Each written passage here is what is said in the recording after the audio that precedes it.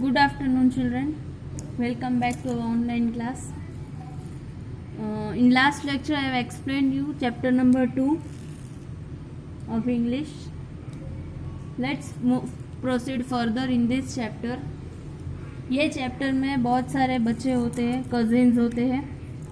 They got a kitten and they have kept that kitten at the backyard of their house. घर के पीछे backyard में उन लोगों ने वो कैट को रखा और वो कैट को रखा छुपा के, घर के दूसरे बड़ों से छुपा के रखा.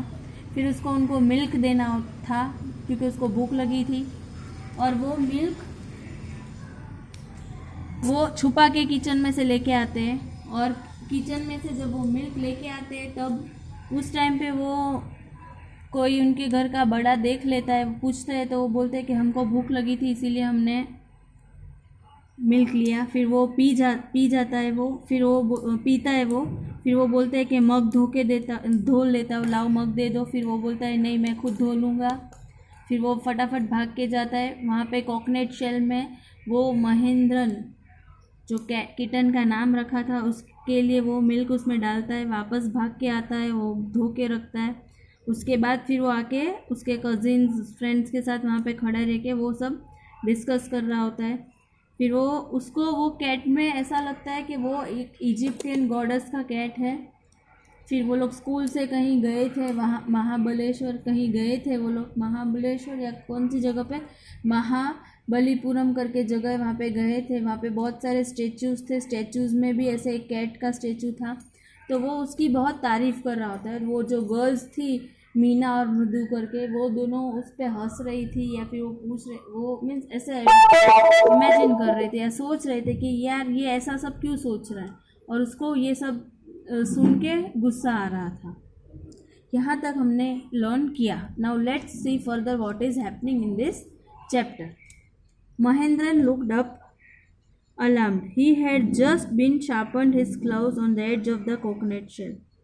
अभी महेंद्रन ने ऐसे ऊपर देखा.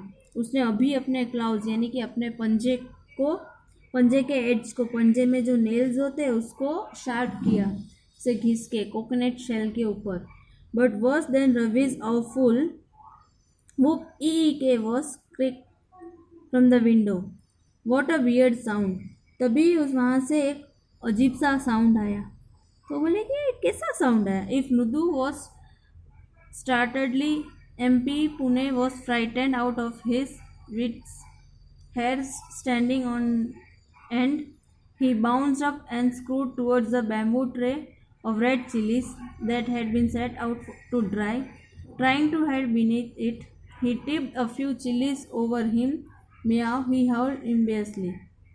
The creaking went on and on. This was the noise, said Mridu. वहाँ पे वो उसको मिर्ची के अंदर वो लोग छुपाने की कोशिश करते हैं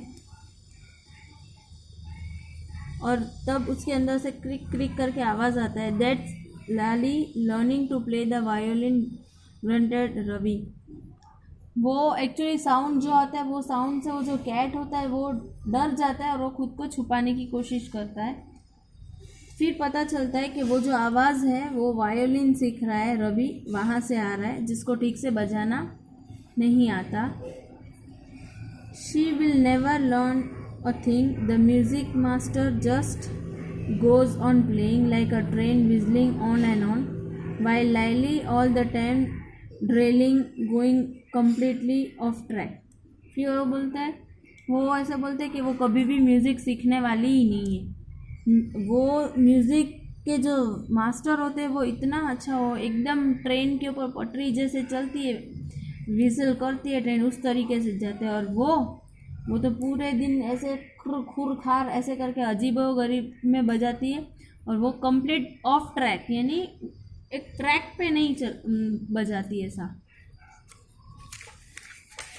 Here the chapter number 2's part 1 is over. Now we will start with part 2. Mrudu crept up the window. Laili was sitting a little distance away, awkwardly, holding her violin and bouncing, her eyebrows jutting out and her eyes glazed with concentration. मृदु window के पास जाके देखती है कि क्या है, तो वहाँ पे लैली थोड़ी दूर अपने वायोलिन को पकड़ के बैठी थी और अजीबो तरीके से कॉन्सेंट्रेट करके ऐसे ऐसे देख रही थी यहाँ वहाँ. In front of her with most of his back to the window was the bony figure of a music master. और वहाँ पे एक और कोई दिख रहा था जिसमें बोनी फिगर यानी आई थिंक हड्डी वाले जैसे फिगर होता है बॉडी जिसका, और वो शायद म्यूजिक टीचर था.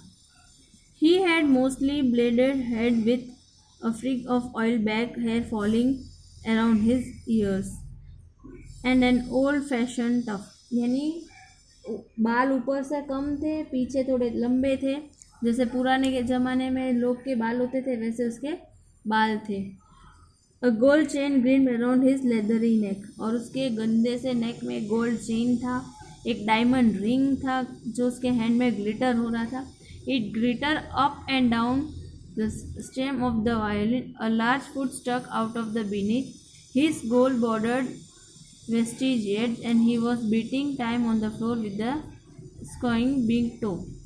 और वो उसके बारे में डिस्क्रिप्शन दिया हुआ है कि वो कैसा दिखता था, वो कैसा था और वो वहाँ पे क्या कर रहा था. वो फ्लोर पे कुछ टोस से ऐसे म्यूज़िक जब सुनते तो हमारे बॉडी का मूवमेंट कैसा होता है ऐसे वो कर रहा था. फिर उसने क्या पहना था, वो कैसा दिखता था, उसके बारे में डिस्क्रिप्शन है. He played a few notes. Played a few notes यानी म्यूज़िक में नोट्स दिए थे और वो नोट्स के हिसाब से बजाते हैं. आप लोग भी म्यूज़िक क्लास में जाते हो तब आप लोगों ने भी सुना होगा, लिखा होगा नोट्स वैसे. Lily stumbled behind him on her violin which look quite helpless.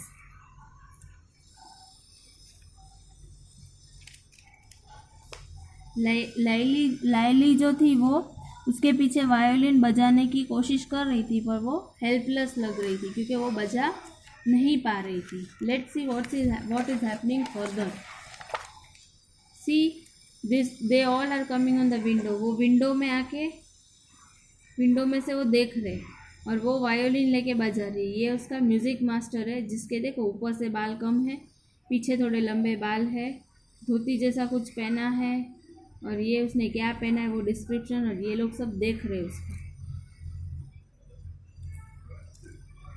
N unhappy in her hands what a difference. The music master's note seem to float up and settle perfectly into the invisible track of melody.